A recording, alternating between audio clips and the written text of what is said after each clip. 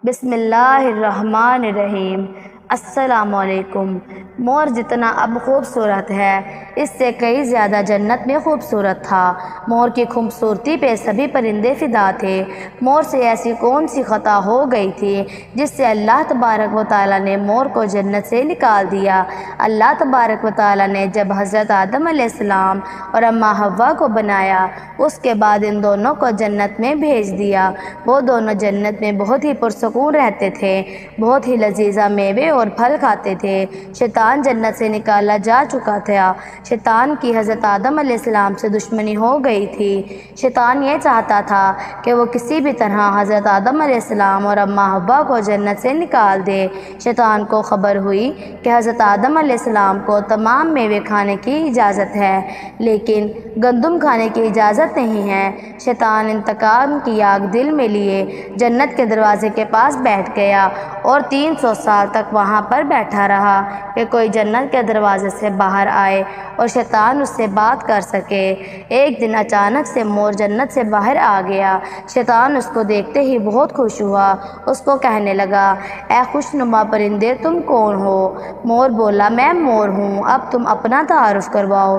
شیطان نے جواب دیا کہ میں عالم کروبیہ کا ایک فرشتہ ہوں، میں اللہ پاک کی عبادت سے ایک پل بھی غافل نہیں ہوں۔ میں چاہتا ہوں کہ میں جنت میں جاؤں، وہاں کی نعمتوں کا اپنی آنکھوں سے مشاہدہ کروں۔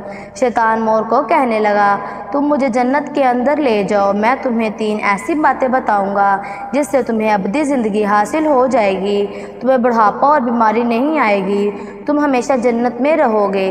لالچ میں آ کر مور نے کہا کہ مجھ میں تو اتنی طاقت نہیں ہے کہ میں تمہیں جنت کے اندر لے جاؤں، لیکن ایک سانپ میرا دوست ہے، وہ شاید تمہاری مدد کر سکے۔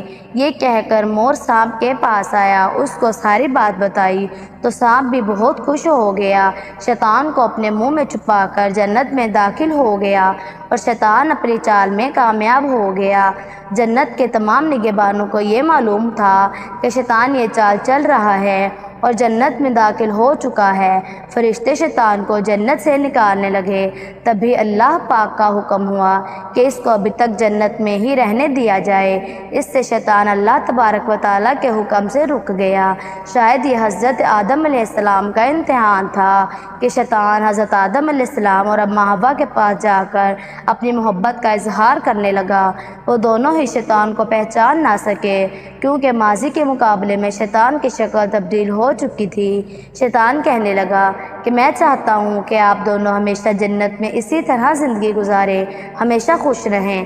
حضرت آدم علیہ السلام اس کی بات بہت غور سے سننے لگے اور شیطان کہنے لگا کہ اگر آپ میری بات مان جائیں تو آپ کو جنت کی اور بھی تمام سہولتیں ملیں گی۔ حضرت آدم علیہ السلام شیطان کے بہکاوے میں آ کر کہنے لگے، یہ کس طرح ممکن ہے؟ شیطان کہنے لگا، ایک گندم کا دانہ اگر آپ دونوں چکھ لیں تو آپ کو ابدی حیات حاصل ہو جائے گی، آپ جنت میں ہی رہیں گے۔ یہ سن کر حضرت آدم علیہ السلام کے دل میں رجحان پیدا ہوا لیکن ان کے دل میں اللہ کی نافرمانی کا خوف آ گیا۔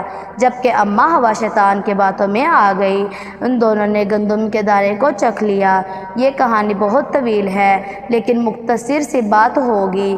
اللہ تبارک و تعالیٰ نے فرشتوں کو حکم دیا کہ حضرت آدم علیہ السلام کو سری لنکا کے قریب نیچے زمین پر بھیج دیا جائے اور اماں حوا کو جدہ کی سرزمین پر جا اتارا۔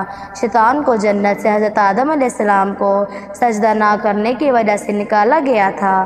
جن خوبصورت پاؤں سے چل کر مور شیطان کو اندر لے آیا تھا وہی خوبصورت پاؤں اللہ پاک نے مور سے لے لیے۔ مور اور سانپ کو بھی جنت سے نکال دیا گیا۔ حضرت آدم علیہ السلام اور اماں حوا کافی عرصہ اللہ پاک سے معافی مانگتے رہے، روتے رہے اور ایک دوسرے سے جدا ہو کر ایک دوسرے کو ڈھونڈتے رہے، اللہ تبارک و تعالیٰ کے آگے دعا کرتے رہے۔ بہت ہی مدتیں گزر چکی تھی۔ اس کے بعد اللہ پاک نے ان کی توبہ قبول کر لی تھی اور ان کو آپس میں ملا دیا۔ اس طرح کی مزید ویڈیوز دیکھنا چاہتے ہیں تو ہمارے چینل کو سبسکرائب کر لیں اور اس ویڈیو کو اپنے دوستوں اور فیملی کے ساتھ بھی شیئر کریں۔ اللہ تبارک و تعالیٰ آپ کے علم میں اضافہ کرے، آمین۔